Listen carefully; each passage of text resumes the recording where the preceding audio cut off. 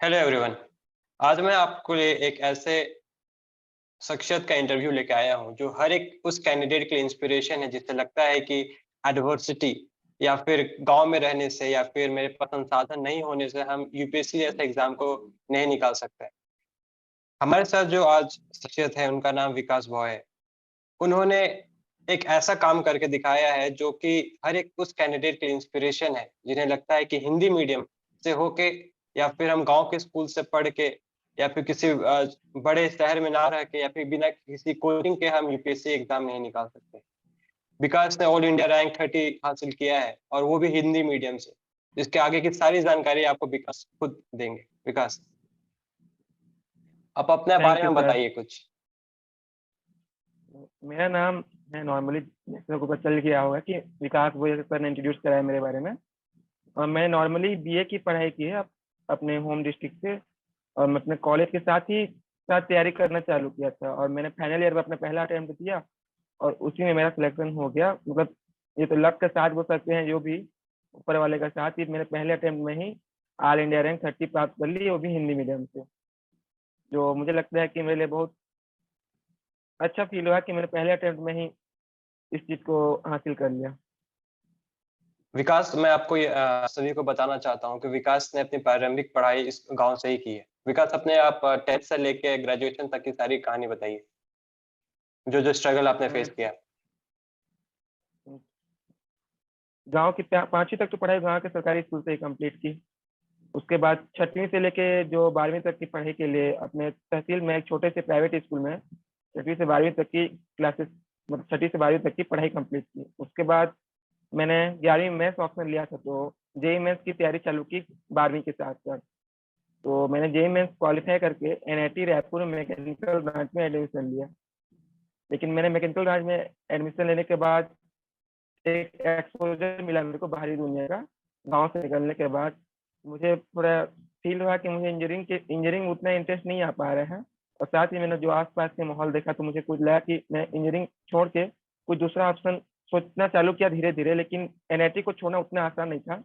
तो मैंने एक सेमेस्टर ले दे के कंप्लीट किया, लेकिन जब दूसरा सेमेस्टर चालू हुआ तो मैंने तो सोच लिया कि अब मेरे से इंजीनियरिंग होगा नहीं, और मैंने इंजीनियरिंग को छोड़ दिया और 2-4 महीने घर पे ही रुका।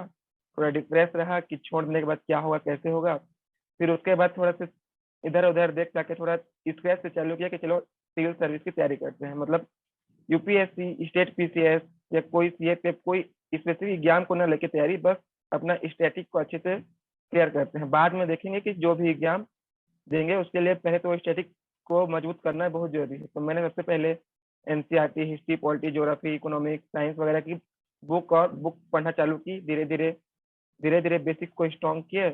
और उसके बाद मैंने सीडीएस एग्जाम, सबसे पहले सीडीएस एग्जाम को दिया। तो मेरा सीडीएस रिटर्न निकल गया। 2 बार सीडीएस निकाला तो थोड़ा कॉन्फिडेंस मजबूत हुआ। फिर उसमें मैंने सीएपी एग्जाम के बारे में सुना था पहले भी, लेकिन उतना मालूम नहीं था। लेकिन जब लॉकडाउन हुआ तो उसके बीच में थोड़ा मुझे सीएपी एग्जाम के बारे में जानने का और मौका मिल गया। तो जो लॉकडाउन का टाइम हुआ उसमें 2-3 महीने पहले और साथ में एग्जाम भी पोस्टपोन हो गया, तो मुझे जो उसका बेनिफिट मिल गया, जो एग्जाम अगस्त में होने वाला था वो एग्जाम दिसंबर में हुआ। तो मुझे 6 से 8 महीना सीए के एग्जाम के लिए टाइम मिल गया। मेरे पहले से अपनी स्टडी मजबूत थी। मैंने एग्जाम के हिसाब से अपना तैयारी चालू की। लेकिन मैंने एक कमी रह गई थी कि मैंने कोई टेस्ट सीरीज ज्वाइन नहीं की थी, ना पेपर 1 के लिए ना पेपर 2 के लिए। तो पेपर 1 के लिए मैंने जो टेलीग्राम पे फ्री ऑफ कॉस्ट अवेलेबल है क्वेश्चन बुकलेट या जो भी, उससे तो कवर हो गया था। लेकिन मेरे पेपर 2 की तैयारी अच्छे से नहीं हो पाई थी। तो मुझे थोड़ा डर था कि मेरे पेपर 2 में स्कोर कैसे आएंगे। बट जैसे रिजल्ट आया तो मुझे देखा कि चलो पेपर 2 में भी अच्छे नंबर आ गए हैं, जो रैंक इंप्रूव करने में बहुत मदद मिली मेरे को। मैं आप सबको ये चीज बताना चाहूंगा कि विकास ने अपना स्ट्रगल तो इस तरीके से व्यक्त किया जैसे लगा कि बहुत आराम से सब कुछ हो गया, लेकिन ऐसा है नहीं। इन्होंने गांव से में पढ़ते हुए ही जेई मेंस निकाला, वो भी बहुत बड़ी बात होती है। किसी प्राइवेट स्कूल से पढ़ के और इतना बड़ा एग्जाम निकाल के एनआईटी गए। उसके बाद इन्होंने जैसे खुद बताया कि बिना किसी कोचिंग के, बिना किसी मॉक टेस्ट के, खुद अपने दम पे इन्होंने यूपीएससी सीएपीएफ एग्जाम को पहला अटेम्प्ट पे निकाला। और भी ऐसे ही नहीं निकाला, पूरे इंडिया में 30th रैंक लाया, जो कि सबका सपना होता है। बहुत सारे जो लोग आईआईटी से पढ़ते हैं वो भी ये एग्जाम नहीं क्लियर कर पाते हैं, और 30 रैंक लाना तो दूर की बात है। लेकिन उन्होंने हिंदी मीडियम लेके इतना बड़ा अचीवमेंट हासिल किया है, वो हम सब इसकी बहुत ज़्यादा सराहना करते हैं। विकास आप हमें बताइए कि अपने पेपर 1 के लिए क्या स्ट्रैटेजी फ़ॉलो की थी? क्या आप बुक लिस्ट बता सकते हैं अपनी? आप मेनली हिंदी मीडियम बच्चों के हिसाब से बताइएगा, क्योंकि सारे हिंदी मीडियम हाँ, मुझसे यही मैं इंस्टाग्राम में पूछते रहते हैं कि हिंदी मीडियम के बताइए सर, हिंदी मीडियम के बताइए, तो इसलिए मैंने आपको आपको इन सबके सामने लाया है। तो पहले तो बता दूँ मैंने किसी इंस्टीट्यूट से कोचिंग नहीं ली है, तो मैं बस कोई कोचिंग की मटेरियल बताता हूँ, तो ऐसा नहीं है कि मैंने उस इंस्टीट्यूट से कोचिंग ली है। मैं जो ने कोई भी कोचिंग इंस्टीट्यूट की बुक पढ़ी है, तो मुझे ये अगर बुक मुझे अच्छी सिलेबस के हिसाब से अगर कंफर्टेबल लगी तो उसी को मैंने पढ़ा है। जैसे मैंने नॉर्मली पॉलिटी के लिए जैसे बताता हूँ, पॉलिटी के लिए जैसे पहले मैंने लक्ष्मीकांत को पढ़ी, साथ में मैंने जो दृष्टि की क्विक बुक आती है उसको पढ़ी थी। और हिस्ट्री के लिए भी एनसीईआरटी पढ़ी, जो 12 की तीनों थीम है, उसको अच्छे से उसको नोट्स वोट्स बना के अच्छे से कंप्लीट किए, क्योंकि सीएपीएफ में उसमें बहुत सारे question same to same statement based question आ जाते हैं, तो अगर उस बुक को कवर नहीं करेंगे तो वहाँ से क्वेश्चन नहीं बन पाते। साथ ही मैंने हिस्ट्री के लिए स्पेक्ट्रम बुक को पढ़ा, मॉडर्न इंडियन के लिए, और कुछ कुछ टॉपिक को कवर करने के लिए दृष्टि की क्विक बुक की सहायता ली। ज्योग्राफी के लिए मैंने सर सनील सोलंकी मैम का जो वीडियो है यूट्यूब पे, मुनाफ सर का, जो फ्री ऑफ कॉस्ट में उपलब्ध है, मैंने उसको अच्छे से कवर किया था फिजिकल ज्योग्राफी के लिए, क्योंकि मैंने फिजिकल ज्योग्राफी उससे पहले कहीं पढ़ा नहीं था, तो मेरे लिए नया चीज़ था, तो मैंने समझने के लिए वहाँ से कंप्लीट किया। और उसके बाद मैंने दृष्टि की जो कुक बुक आती है हिंदी मीडियम के लिए, उससे कवर किया। साथ ही एनसीईआरटी के भी कुछ कुछ टॉपिक कवर किए, लेकिन मैंने ज़्यादातर वो वीडियो को अच्छे से कवर किया था, उसके से स्क्रीनशॉट लेके जो भी टॉपिक इंपॉर्टेंट है उसको अच्छे से कवर किया था। तो उसमें जो मैम पढ़ाई है बहुत अच्छे से पढ़ाई है उसमें। साथ ही मैंने ऐसे देखने के लिए हिस्ट्री के लिए भी जो वही मुनाफ सर के जो वीडियो लेक्चर है उसमें प्रतीक नायक सर हैं एक, उन्होंने डाला था मॉडर्न इंडियन हिस्ट्री का, तो मैंने उसका भी सहारा लिया था मॉडर्न इंडियन हिस्ट्री के लिए। तो ऐसा नहीं है कि मैंने बहुत सारी चीज़ों का सहारा लिया है, लेकिन जो भी फ्री ऑफ कॉस्ट है यूट्यूब पे फ्री अवेलेबल है उन्हीं का सहारा लिया है। तो मैंने बहुत सारी चीज़ें इधर उधर देखने के लिए, जो कुछ समझ में नहीं आता था उसको डायरेक्ट यूट्यूब पे टाइप करके या गूगल में सर्च करके बहुत सी चीज़ों को क्लियर दूर किया है, क्योंकि मेरे पास कोचिंग का सहारा नहीं था, तो यूट्यूब ही एकमात्र सहारा था किसी भी डाउट को क्लियर करने के लिए। साइंस के लिए आपने क्या किया? और साइंस साइंस के लिए मैंने मेरा बैकग्राउंड साइंस था, और मैंने 11वीं 12वीं थोड़ा अच्छे से पढ़ी थी, तो मुझे फिजिक्स केमिस्ट्री तो उतना दिक्कत नहीं होने, मतलब उतना दिक्कत नहीं था। बायो के लिए मैंने दिलचस्पी 8th 9th और 10th एससीईआरटी की बुक पढ़ी। साथ में ऐसे कुछ कुछ टॉपिक समझ नहीं आ पाती थी, मतलब अच्छे से किंगडम वगैरह का, तो मैंने अन अकेडमी जो फ्री ऑफ कॉस्ट अवेलेबल है उनको एनसीईआरटी की क्लास 9 और क्लास 10 की बायो की, मतलब यूट्यूब पे फ्री अवेलेबल है, उसको यूज किया था क्लास 9 और क्लास 10 की। वहां से कुछ कुछ नोट्स ले लिए थे उन्होंने, अच्छे कुछ कुछ नोट्स बना लिए थे। ठीक और है। इकोनॉमिक्स के लिए एनसीईआरटी 11वीं और एनसीईआरटी 11वीं 12वीं, और साथ में कोई भी रेफरेंस बुक छोट, मतलब उतना वेटेज शायद मैक्रो इकोनॉमी से ज्यादा क्वेश्चन आया कि मैक्रो इकोनॉमी ज्यादा क्वेश्चन आ रहे हैं पिछले 2-3 साल से, तो मैं मैक्रो इकोनॉमिक्स बहुत अच्छे से पढ़ा था। साथ ही मेरा बीए में इकोनॉमिक्स सब्जेक्ट था, मुझे इकोनॉमिक्स पढ़ने में उतनी दिक्कत नहीं हुई। आपने मैथ्स के लिए क्या किया? मैथ्स और करंट अफेयर्स के लिए? जैसे कि बताया कि मेरा तो मैथ्स बैकग्राउंड था 11वीं 12वीं, तो मैंने प्रीवियस ईयर को बस फॉलो किया, और उसमें से जो जो भी टॉपिक सॉल्व किया, और कुछ टॉपिक में दिक्कत हो रही थी उसके लिए प्रीवियस ईयर को साथ में लेके कोई भी एक बुक, मतलब जैसे आर एस शर्मा की बुक ले ली, या यूट्यूब से कुछ कुछ लेक्चर देख लिए सेम सेम टॉपिक पे, उससे कुछ नोट्स बना लिए, और मैथ्स को अगर मैथ्स को कंप्लीट किया। लेकिन अगर मैथ्स में कुछ ऐसा था कि मैंने मैथ्स को ज़्यादा टाइम नहीं दिया था, अगर ऐसे क्वेश्चन पेपर देखें 2018 का जो क्वेश्चन पेपर था, तो मैंने उस लेवल पे तैयारी नहीं की थी, बस 2020 2019 के जिस लेवल पे आए थे उस लेवल पे तैयारी की थी। अगर मैथ्स में कुछ हार्ड क्वेश्चन आते तो मैं उन्हें छोड़ भी देता, लेकिन मेरा लक साथ दिया कि 2020 में मैथ्स के थोड़े ज़्यादा इजी क्वेश्चन पूछ दिए, तो मेरा जितने क्वेश्चन आए थे सब सॉल्व हो गए थे। ओके, करंट अफेयर्स के लिए? करंट अफेयर्स के लिए जीके टुडे की जो ऐप आती है उससे कवर किया था, मतलब 1LL के लिए। साथ ही यूट्यूब पे मंथली कुछ कुछ वीडियो आते रहते हैं, अगर सर्च करने से मिल जाते हैं, जुलाई की, जून की मंथली। तो अगर क्वेश्चन पेपर को देखेंगे तो वहाँ पे price price based, name based, place based, इस टाइप के क्वेश्चन पूछे जाते हैं, तो उसके लिए वहाँ से कवर किया था। और कॉम्प्रिहेंसिव वे में पढ़ने के लिए विजन आईएएस की मंथली मैगजीन को पिछले 8-10 महीने को अच्छे से फॉलो किया था। साथ ही नॉर्मल राज्यसभा टीवी या स्टडी की भी कुछ कुछ वीडियो जो डेली एडिटोरियल एनालिसिस आते हैं उनको कवर किया था। तो जैसा कि आप सभी ने सुना कि पेपर 1 का इनका ये बुक लिस्ट था। आप यहाँ से क्लियर दिख रहा होगा कि उन्होंने स्टैंडर्ड बुक्स लिए और उसके साथ यूट्यूब के मदद से उन टॉपिक्स को समझने का कोशिश किया। इन्होंने ऐसा नहीं कि बहुत सारे बच्चे क्या करते हैं, बहुत सारे एस्पिरेंट्स ये करते हैं कि कुछ समझ में नहीं आता तो छोड़ देते हैं, ये सोच के कि शायद एग्ज़ाम में ना हो। बहुत सारे लोग बस प्रीवियस ईयर क्वेश्चंस के ऊपर पड़े रहते हैं कि प्रीवियस ईयर क्वेश्चंस बना लेंगे तो वहाँ से ये हो जाएगा, मगर नहीं।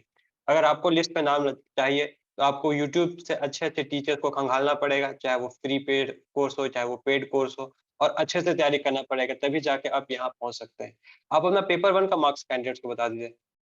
2020 में मैंने 147 मार्क्स थे, 2021 में थोड़े उससे और ज़्यादा थे, मतलब जिस साल सिलेक्शन हुआ, उस साल मेरे 147 मार्क्स थे और 2021 में थोड़े उससे और ज़्यादा थे। तो विकास आप नहीं, पेपर 2 के सॉरी, बारे में बताइए, क्योंकि पेपर 2 में होता क्या है कि 2000 हिंदी मीडियम वाले जो बच्चे होते हैं, वो बहुत ज़्यादा डिफ़िकल्टी फेस करते हैं क्योंकि उसमें कॉम्प्रिहेंशन का पार्ट होता है जो कि इंग्लिश में आता है, उसमें ग्रामर होता है जो भी इंग्लिश में होता है, फिर उसमें करेक्ट स्टेटमेंट, फिर फ्रेज़ल वर्ब्स के ऊपर स्टेट सेंटेंस लिखने के लिए आता है। उसके बाद का जो रिपोर्ट और आर्गुमेंट और एसे होता है, सिर्फ़ वही हिंदी में आता है। तो इसलिए आपको इसमें भी डिफ़िकल्टी तो हुई होगी क्योंकि आप खुद हिंदी मीडियम से हैं। आप इसके बारे में क्या कहना चाहेंगे और क्या स्ट्रैटेजी बच्चों को फ़ॉलो करनी चाहिए? पेपर 2 के लिए जैसे मैंने फॉलो किया था कि मैंने विज़न आईएएस की मंथली मैगज़ीन को पिछले 8-10 महीने के अच्छे से पढ़ी थी और उसमें से कुछ-कुछ बुलेट पॉइंट नोट डाउन कर लिए थे। अगर उसमें कुछ एसे या आर्गुमेंट या रिपोर्ट राइटिंग में कुछ कुछ क्वेश्चन आते हैं तो उसमें उसमें उसका यूज़ कर सकूँ। साथ ही मैंने राज्यसभा टीवी पे बहुत सारे टॉपिक के वीडियो को कवर किया था, इंटरनल सिक्योरिटी हुआ, डिफेंस से रिलेटेड हुआ, बहुत सारी चीज़ों को कवर किया था। साथ ही मेरे पास द हिंदू पेपर तो नहीं आता था, तो यूट्यूब पे उसका एनालिसिस आता है, स्टडी आईक्यू या बायजूस पे, किसी भी चैनल का, तो मैंने उससे कवर किया था। साथ ही मैंने नोट्स नहीं बनाए थे न्यूज़पेपर के, बस मैंने जो विज़न आईएएस की मंथली मैगज़ीन है, उसी को कवर किया था। मेरा पेपर 2 थोड़ा वीक था, मतलब मुझे जहाँ तक लगा, मैं उसमें उतना प्रैक्टिस नहीं की थी। बस हिंदी मीडियम से होने के लिए आपको थोड़ा तो डर रहता ही है, आर्गुमेंट ये सब में इंग्लिश में कैसे लिखे हैं बोल के, लेकिन मैंने अपना इंग्लिश को थोड़ा स्ट्रॉन्ग करना चालू कर दिया था शुरू से ही। जैसे ही मैंने शुरू से तैयारी करना चालू किया, तो मुझे इंग्लिश लिखने में उतना दिक्कत नहीं हुआ इंग्लिश में लिखने के लिए कंटेंट। बाकी मैंने एसे को हिंदी में ही लिखा और उसके लिए एसे के लिए मैंने विज़न आईएएस की जो हिंदी मैगज़ीन आती है, उसी को ही अच्छे से कवर किया और बहुत सारे टॉपिक पे अलग-अलग विकिपीडिया हुआ, गूगल हुआ, ऐसे सर्च करके कुछ-कुछ टॉपिक को नोट डाउन किया। मैंने पूरा एसे को नोट डाउन ना करके कुछ-कुछ बुलेट पॉइंट को ही नोट किया जिसको मैं अपने एसे में यूज़ कर सकूँ। आपने ग्रामर के लिए क्या स्ट्रैटेजी फ़ॉलो किया? किस बुक से आपने पढ़ाई किया? ग्रामर के लिए मैंने प्रीवियस ईयर के क्वेश्चन पेपर को देख के वहाँ वहाँ से वॉइस नरेशन, क्वेश्चन टैग, इस तरह के क्वेश्चन जो रेगुलर बेस पे रिपीट हो रहे हैं, उनको पढ़ने के लिए अरिहंत की नॉर्मल ग्रामर बुक आती है, इंग्लिश ग्रामर की बुक, मैंने उससे उससे कवर किया। साथ ही वोकैब्युलरी के लिए यूट्यूब का सहारा लिया, जो एसएससी, सीजीएल वगैरह आती हैं, कुछ-कुछ टॉपिक को देखने के लिए। साथ ही मैंने सीडीएस का एग्ज़ाम दिया था, 2 बार निकाला था सीडीएस एग्ज़ाम, तो मेरी वोकैब्युलरी थोड़ी ठीक-ठाक थी, तो मैंने वोकैब्युलरी के साथ-साथ ग्रामर भी थोड़ी ठीक हो गई, तो बुक से कवर करने के बाद। ओके। तो आप पेपर 2 के लिए कैंडिडेट्स को कुछ बताना चाहेंगे जो उन्हें फ़ॉलो करना चाहिए? उसके बाद फिर हम लोग इंटरव्यू की प्रिपरेशन में चलेंगे। पेपर 2 के लिए सबसे इम्पोर्टेंट बात है कि आप पेपर 2 को टाइम पे कंप्लीट करना बहुत ज़रूरी है, क्योंकि किसी क्वेश्चन को आप अगर क्वेश्चन को छोड़ देंगे तो उसमें कुछ भी नंबर नहीं मिलेगा, मतलब उसमें 0 नंबर है। अगर कुछ भी क्वेश्चन अटेम्प्ट करते हैं, तो ये डिस्क्रिप्टिव पेपर है, तो उसमें कुछ न कुछ नंबर आपको ज़रूर मिलेगा। तो मेरा यही स्ट्रेटजी था कि मैं पेपर 2 को टाइम कंप्लीट कर सकूँ और सारे क्वेश्चन को अटेम्प्ट कर सकूँ। वो एकदम किसी एक क्वेश्चन को एकदम अच्छे से लिखने की कोशिश में दूसरा क्वेश्चन ना छूट जाए, इसके लिए मैंने थोड़ा टाइम देके कि कोई क्वेश्चन को इतना टाइम पे ही कंप्लीट करना है, इसको लेके चला था क्वेश्चन पेपर को सॉल्व करते थे। और मेरा टाइम टाइम से पहले ही क्वेश्चन पेपर पूरा सॉल्व हो गया था। भले ही मैंने बहुत अच्छे ऐसे नहीं लिखे थे, लेकिन मेरे सारे ऐसे आर्गुमेंट, रिपोर्ट राइटिंग सभी को कंप्लीट कर दिया था, तो उसमें मुझे एवरेज मार्क्स मिल गए। साथ ही मेरा पेपर 1 का अच्छा स्कोर और इंटरव्यू का अच्छा स्कोर, तीनों चीज़ें मिला के मुझे जो 30 रैंक लाने में सहायता मिली। आपको पेपर 2 में कितना स्कोर आया था? पेपर 2 में मेरे 91 स्कोर थे, 91 91 मार्क्स। अबव एवरेज स्कोर होते हैं। बहुत सारे बच्चे 80-70 में ही रुक जाते हैं। सीएपीएफ के हिसाब से 90 से अबव जो भी लाते हैं वो बहुत ज़्यादा अच्छे मार्क्स होते हैं। अब हम लोग चलते हैं इंटरव्यू में, क्योंकि सबसे बड़ा प्रॉब्लम यही होता है, बच्चों को लगता है कि जो भी हिंदी में इंटरव्यू देते हैं या फिर यूपीएससी जो है वो हिंदी में इंटरव्यू शायद नहीं लेती है, या हिंदी में इंटरव्यू देने वालों को भी इंग्लिश बोलना पड़ता है, या फिर हिंदी में जो इंटरव्यू देते हैं उन्हें मार्क्स कम आता है। आपको इसके बारे में क्या कहना है? प्लस आपका अपना एक्सपीरियंस शेयर कीजिए, प्लस कुछ क्वेश्चंस बताइए जो आपसे पैनल ने पूछे थे। इंटरव्यू में मैंने इंटरव्यू मेरा 9 दिसंबर को था, और मेरा जो बोर्ड था आर्यन चौबे का बोर्ड था, और फर्स्ट हाफ में सबसे लास्ट मेरा था। तो जैसे ही मैंने अंदर गया, मैं थोड़ा नर्वस हो गया, मैंने उन्हें ग्रीटिंग्स करना भूल गया। तो उन्होंने सामने से मेरे को ग्रीटिंग किया, कंफर्टेबल करवाया। उसके बाद मेरा डेप को देखे और बैकग्राउंड वगैरह को देखे, तो उन्होंने मुझे पूछा नहीं सामने से कि आप कौन से मीडियम में इंटरव्यू देना चाहते हैं। उन्होंने अपने से ही क्वेश्चन हिंदी में पूछना चालू कर दिया, और मुझे बोला कि आप फ्री होके हिंदी में आंसर दे सकते हैं, हम आपको इंग्लिश में ही इंटरव्यू लेंगे। मतलब उन्होंने मेरे बैकग्राउंड को देखा, जो मेरी स्कूलिंग और कॉलेज वगैरह को, तो मुझे सामने से उन्हें क्वेश्चन न करके खुद से ही उन्होंने क्वेश्चन हिंदी में पूछना चालू कर दिया। और मुझे सबसे पहला पूछा था कि आप जहाँ से आए हो, वहां से आज तक कोई यहाँ इस स्टेज तक कोई पहुंच पाया है क्या, बोला, मतलब आपके एरिया गांव आसपास से कोई। तो मैंने बताया कि मेरे डिस्ट्रिक्ट से कलेक्टर वगैरह हैं, लेकिन जो मेरे आसपास के इलाके हैं ब्लॉक वगैरह से, मतलब मेरे तहसील ब्लॉक से, वहां से आज तक कोई नहीं आ पाया है। तो मैंने बताया, तो उन्होंने थोड़ा मुझे यहाँ पहुंचने के लिए थोड़ा ग्रीटिंग्स दिया चारों बोर्ड मेंबर ने। उसके बाद इंटरव्यू नॉर्मली क्वेश्चन बेस्ड ही रहा, नॉर्मल क्वेश्चन बेस्ड है। इससे मुझे पूछा गया कि सबसे पहले आपका सबसे स्ट्रॉन्ग सब्जेक्ट कौन सा है, पूछा गया, मतलब बीए में। तो मैंने बताया कि मेरा पॉलिटिकल साइंस में पकड़ अच्छी है, मतलब बाकी दोनों सब्जेक्ट की अपेक्षा। तो उन्होंने मुझे पूछा कि ठीक है, जिसमें पकड़ अच्छी नहीं है उसमें से आपको क्वेश्चन पूछते हैं, बोले। तो मुझे सबसे पहले सोशियोलॉजी और इकोनॉमिक्स बेस पे 2-4 क्वेश्चन पूछे। मैंने ठीक ठाक जवाब दे दिया, मतलब एकदम एक्सीलेंट जवाब तो नहीं दिया, मतलब ठीक ठाक ही जवाब दे दिया, मतलब 1-2 पॉइंट सही बोले। फिर थोड़ा फंबल होना चालू हुआ, तो उन्होंने थोड़ा और कंफर्टेबल बनाया, थोड़ा पानी पी लो बोले। तो पानी वानी पिया। फिर उन्होंने मुझे फिर अपने स्टेट के बारे में क्वेश्चन पूछना चालू किया। वहां से फिर मेरा पूरा इंटरव्यू मेरे स्टेट के बारे में ही, मतलब स्टेट स्टेट के मैटर पे ही डाइवर्ट हो गया। स्टेट के नक्सलवाद, स्टेट में जो जनजाति हैं, जो स्टेट की और समस्याएं हैं, उसके बारे में ही पूरा इंटरव्यू चालू हो गया। फिर एक बोर्ड मेंबर ने मुझे पूछा कि आप तो हिंदी मीडियम से हैं, तो आपको वीर रस के बारे में पता होगा। तो मैंने बताया कि हाँ सर, मैंने पढ़ा है, वीर रस के बारे में पता है, तो हमें एक कविता सुनाए जिससे आप अपने जवानों को मोटिवेट कर सकें। तो मैंने उस बोर्ड मेंबर को एक छोटी सी कविता भी सुनाई थी, जो वीर रस का उदाहरण देते हुए। तो थोड़ा मुझे अच्छा अप्रिसिएशन मिला था कि चलो, अच्छी आवाज है आपकी, बुलंद आवाज है, अच्छे कवि, मतलब एक अच्छा उदाहरण भी दे दिया बोल के।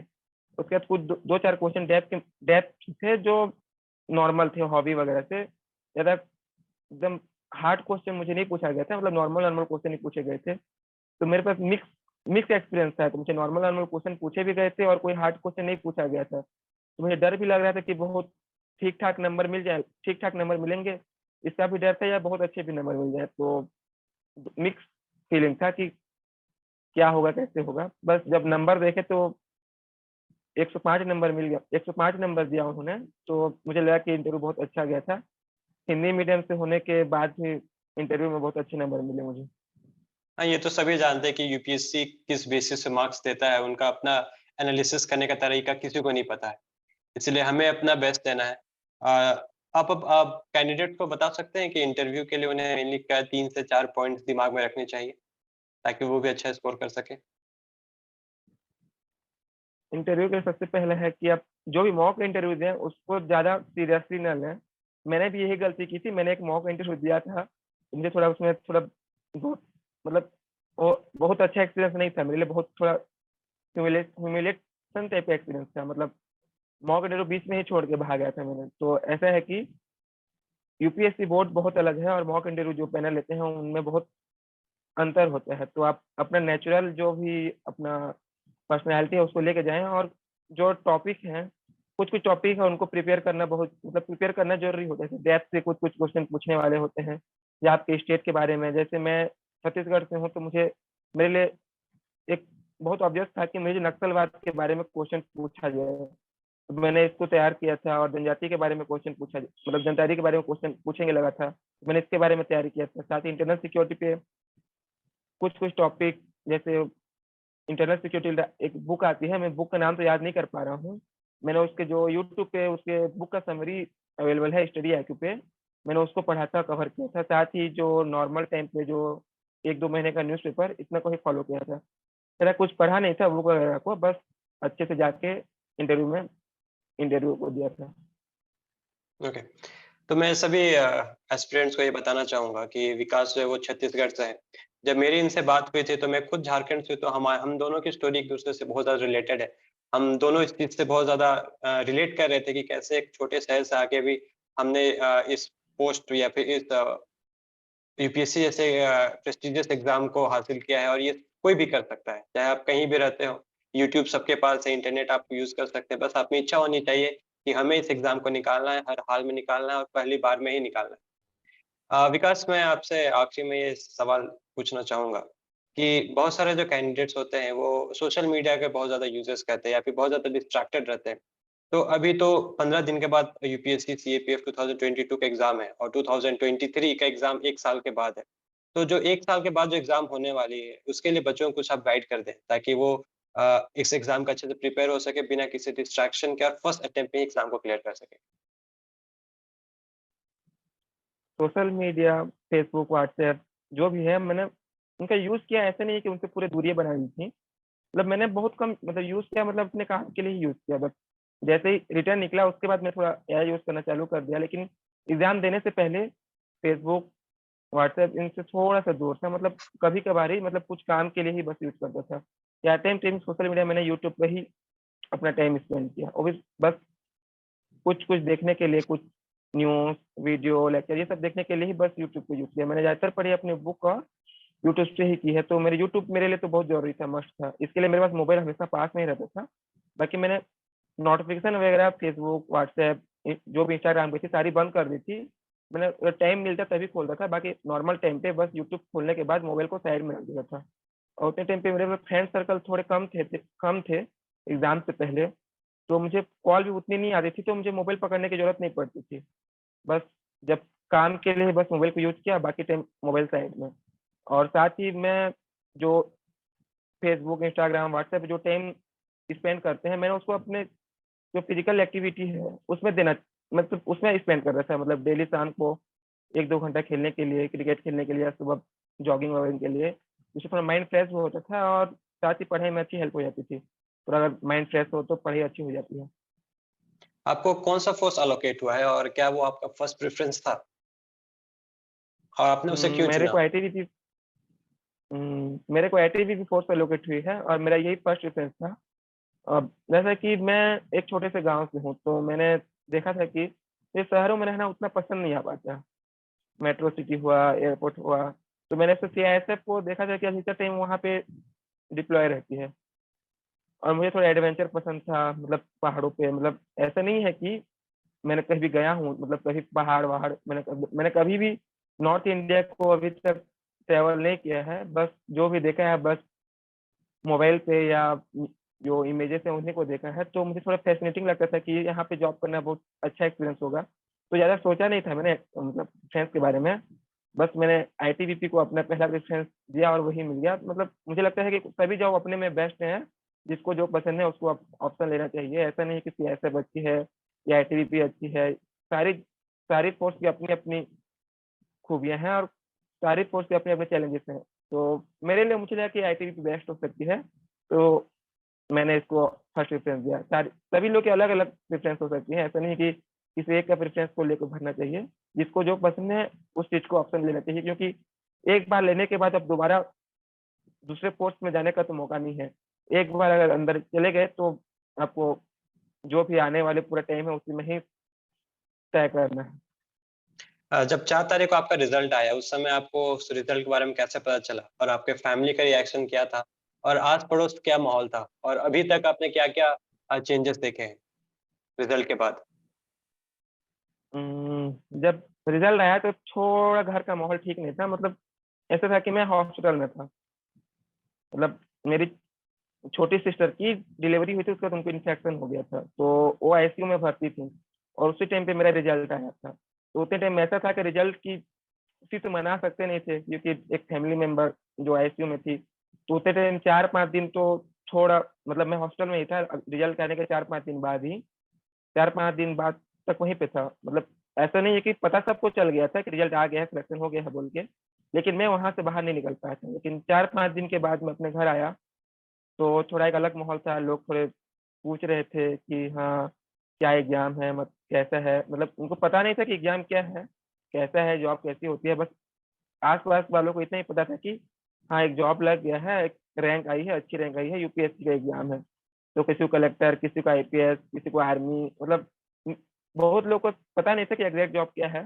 तो जब मैं घर आया तो बस बताया कि ये जॉब है, होम मिनिस्ट्री के अंदर में है, सेंट्रल आर्म्ड पुलिस फोर्स, तो उसमें असिस्टेंट कमिश्नर या असिस्टेंट कमांडेंट का जो पोस्ट मिलेगा। तो कुछ दिन बाद थोड़ा ठीक, मतलब अच्छा माहौल था, सारे लोग थोड़ा रेस्पेक्ट मिल रहा था।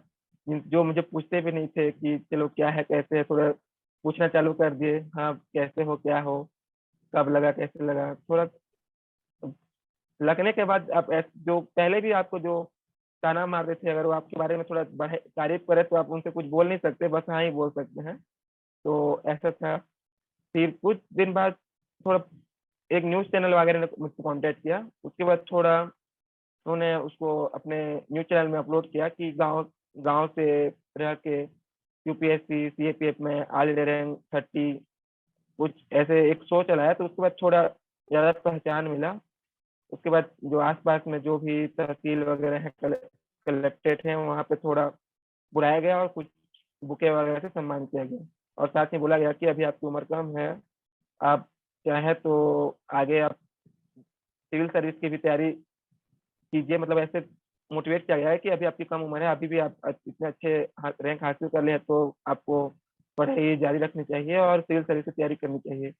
बस मैंने तो अभी सिविल सर्विस की तैयारी छोड़ रखी है, पहले मैं ट्रेनिंग करना चाहता हूँ, उसके बाद 1-2 साल जॉब करने के बाद ही अगर मुझे अच्छा लगे तभी मैं इधर आना चाहता हूँ। लेकिन क्योंकि मैं एक डिफेंस एस्पिरेंट था, मैंने एनडीए भी दिया था, सीडीएस भी दिया है, तो मेरे लिए ये जॉब बहुत बेस्ट है। तो मैं व्यूअर्स को ये बताना चाहूँगा कि मेरा और विकास दोनों का आईटीबीपी एलोकेट हुआ है और हमारा दोनों का ही सेम मोटिव था कि हमें डिफेंस लाइन में जाना है और कंट्री को सर्व करना है। तो ठीक है विकास, आपसे बात करने के लिए आपको बहुत ज़्यादा धन्यवाद। आपको वीडियो देख के, आपका इंटरव्यू देख के बहुत सारे हिंदी मीडियम के एस्पिरेंट जो बच्चे गाँव में रहते हैं, उन्हें मोटिवेशन मिलेगा और वो भी एग्ज़ाम को फर्स्ट अटेम्प्ट में एग्ज़ाम को क्लियर करेंगे और बहुत ही अच्छा रैंक ला के अपने मनपसंद कोर्स उन्हें मिलेगा और वो बहुत ही अच्छा अपने करियर में प्रोग्रेस करेंगे। थैंक यू विकास, आपने हमें समय दिया। थैंक यू सर, मुझे इस प्लेटफ़ॉर्म पे बोलने का मौका देने के लिए। ठीक है सर।